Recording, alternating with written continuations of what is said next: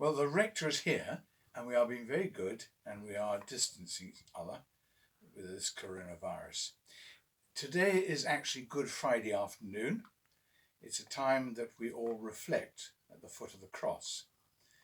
Holy Week liturgy is something for me very, very important.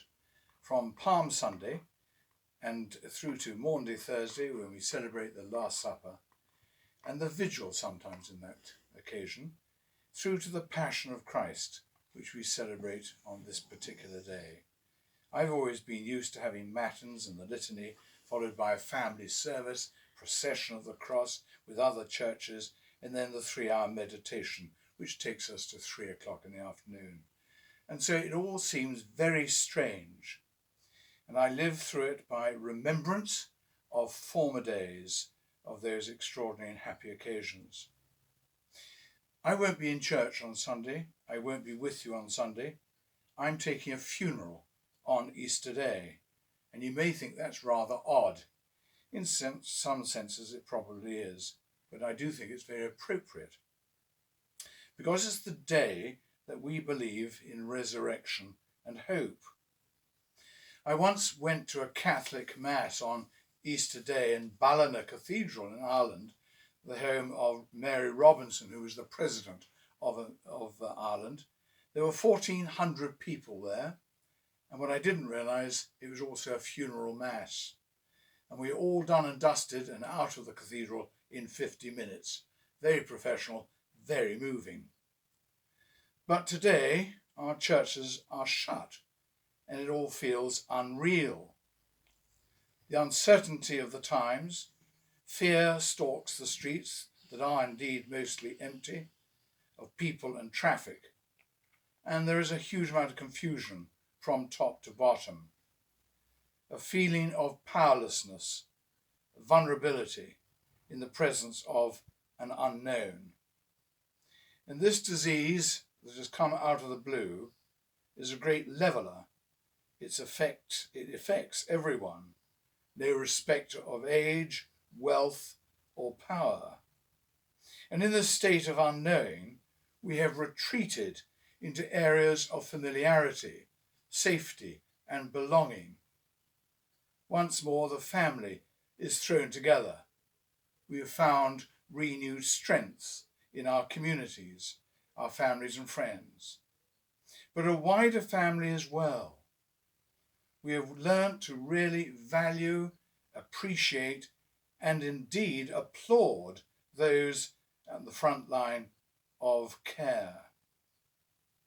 Stay at home, help the NHS, save lives, has been the rallying cry right way through this period.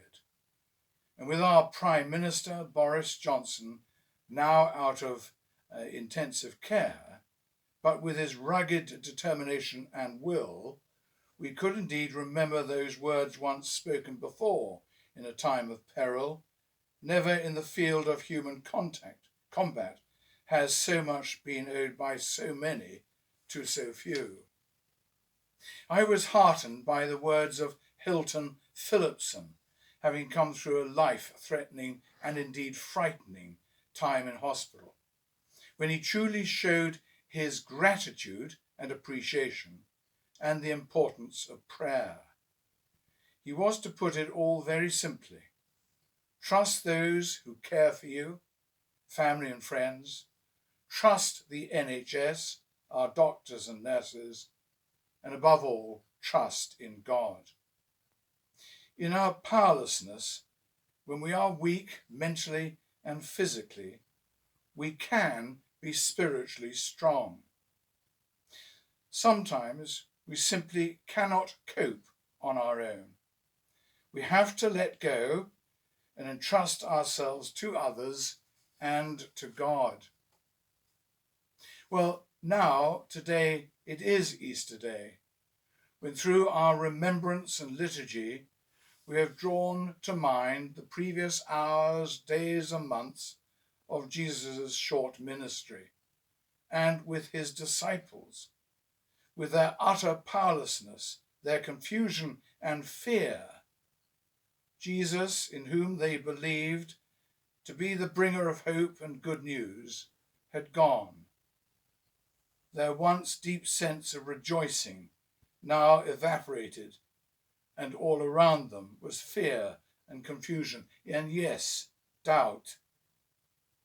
In our Gospel account this morning from St. Matthew chapter 28, Mary Magdalene and the other Mary came to the tomb. They were hesitant and fearful, and suddenly an angel appears whose face was shining like lightning, clothes white as snow. You have nothing to fear. They could believe perhaps this was a dream. Could it really be true? And yet the tomb was empty. And as they went, as bidden by the angel, Jesus met them on the way, rather like he met those disciples on the way to Emmaus. And his greeting, probably like in the upper room, was simple. Peace be with you. Do not be afraid. That Last Supper said it all. When Jesus said his farewells to the disciples, he simply said, peace is my gift to you, my own peace, such as the world cannot give. So set your troubled hearts at rest and banish your fears. And when all around us is pandemonium, confusion, and great fear, Jesus gives us this assurance, best expressed in those words of St. Thomas, doubting Thomas as he once was, as he touched the hands and side of Jesus, putting his hands into their wounds. My Lord and my God.